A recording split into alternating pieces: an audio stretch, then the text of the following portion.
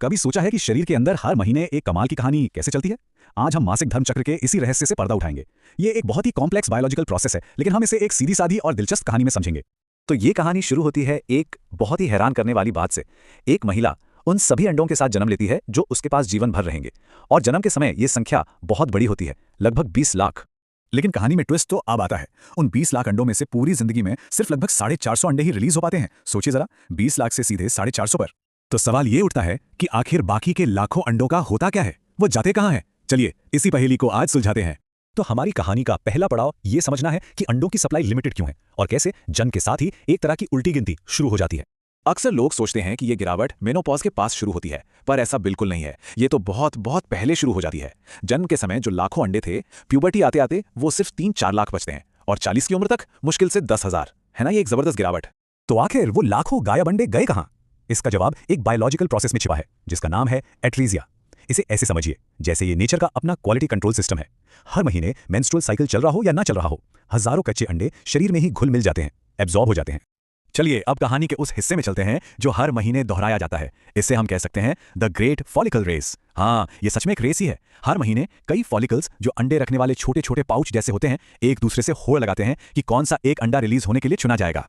तो ये रेस शुरू कैसे होती है? एक हार्मोन है FSH। समझिए रेस की शुरुआती बंदूक की गोली है। On your marks get set go. ये सिग्नल मिलते ही करीब 15 से 20 फॉलिकल्स दौड़ना शुरू कर देते हैं, मतलब बड़े होने लगते हैं। पर बहुत जल्द एक फॉलिकल सबसे आगे निकल जाता है। ये है हमारा डोमिनेंट रनर, और ये विनर एक और हार्मोन बनाना शुरू करता है, एस्ट्रोजन। अब जैसे जैसे एस्ट्रोजन बढ़ता है, वो बाकी सभी फॉलिकल्स को सिग्नल भेजता है, दोस्तों रेस खत्म हो गई है, और वो रेस से बाहर हो जाते हैं। इसी बीच एस्ट्रोजन गर्भाशय को भी तैयार करने लगता है कि शायद कोई मेहमान आने वाला है। तो रेस का विनर तय हो चुका है, स्टेज पूरी तरह सेट है, और अब वक्त है कहानी के क्लाइमैक्स का, जिसे हम कहते हैं ओव्यूलेशन।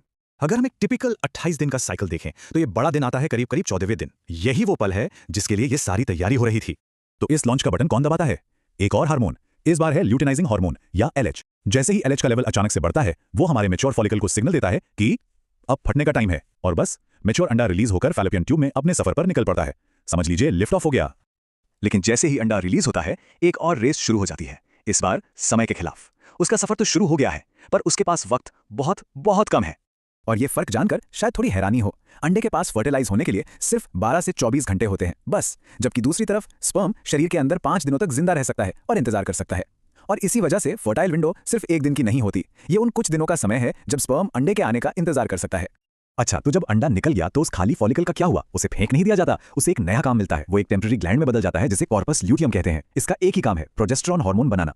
ये हार्मोन गर्भाशय की लाइनिंग को मोटा और नर्म बनाए रखता है, बिल्कुल एक आरामदायक बिस्तर की तरह, इस उम्मीद में कि शायद फर्टिलाइज्ड हुआ अंडा आराम करने आए।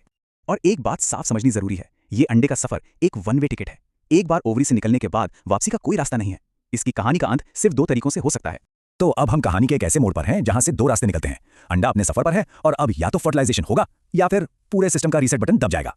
रास्ता नंबर 1, अगर अंडे की मुलाकात स्पर्म से हो जाती है तो फर्टिलाइजेशन हो जाता है, फिर एक नया सफर शुरू होता है, और ये फर्टिलाइज्ड अंडा गर्भाशय में जाकर बस जाता है। ये प्रेगनेंसी की शुरुआत है। रास्ता नंबर 2, अगर उस छोटे से टाइम फ्रेम में अंडा स्पर्म से नहीं मिल पाता, तो वो बस खत्म हो जाता है, डिसॉल्व हो जाता है। और जैसे ही ये होता है, वो जो कॉर्पस ल्यूटियम था ना, वो भी टूट जाता है, और प्रोजेस्टेरॉन का लेवल धड़ाम से नीचे गिर जाता है। और प्रोजेस्टेरॉन का ये गिरना ही सबसे जरूरी बात है, क्योंकि यहीं पर एक बहुत बड़ा कंफ्यूजन दूर होता है। कई लोगों को लगता है कि पीरियड मतलब वो अंडा बाहर आ रहा है। नहीं, सच तो ये है कि पीरियड वो गर्भाशय की लाइनिंग है, वो बिस्तर जो तैयार किया गया था उसका झड़ना है। क्यों? क्योंकि अंडा फर्टिलाइज नहीं हुआ। ये शरीर का कहने का तरीका है। ठीक है, इस महीने प्रेगनेंसी नहीं हुई, चलो अगले महीने के लिए फिर से तैयारी करते हैं। तो इस पूरी बायोलॉजी की कहानी का असल जिंदगी में क्या मतलब है? चलिए अब इस सारी जानकारी को एक प्रैक्टिकल चीज पर लागू करते हैं, फर्टाइल विंडो को समझने में। एक टिपिकल साइकिल में प्रेगनेंसी के चांस का एक पैटर्न होता है। पीरियड्स के दौरान ये चांस लगभग 0 होता है, फिर धीरे धीरे बढ़ना शुरू होता है, और ओव्यूलेशन के ठीक पहले के कुछ दिनों में सबसे ज्यादा होता है। यही है फर्टाइल विंडो, वो समय जब स्पर्म अंडे का इंतजार कर सकता है, और जैसे ही ओव्यूलेशन हो जाता है, ये चांस एकदम से गिर जाता है। लेकिन एक मिनट, एक रियलिटी चेक भी जरूरी है। ये जो 28 दिन का किताबी साइकिल है ना, वो सिर्फ एक एवरेज है, कोई पत्थर की लकीर नहीं। असल जिंदगी में स्ट्रेस, बीमारी, डाइट, बहुत सी चीजें ओव्यूलेशन का टाइम आगे पीछे कर सकती हैं, और इसीलिए सिर्फ कैलेंडर देखकर प्रेगनेंसी प्लान करना या अवॉइड करना सबसे भरोसेमंद तरीका नहीं माना जाता। तो चलिए एक पल के लिए बस सोचते हैं, ये जो पूरा हार्मोनल ड्रामा है, ये रीस, ये रिलीज और ये रीसेट बटन, ये पूरी कहानी एक जिंदगी में लगभग 500 बार दोहराई जाती है। ये शरीर की हर महीने कुछ नया बनाने, उसे रिलीज करने और फिर से शुरू करने की जबरदस्त क्षमता के बारे में क्या बताता है ना? ये कुदरत के डिजाइन और उसकी लगन का एक कमाल का सबूत।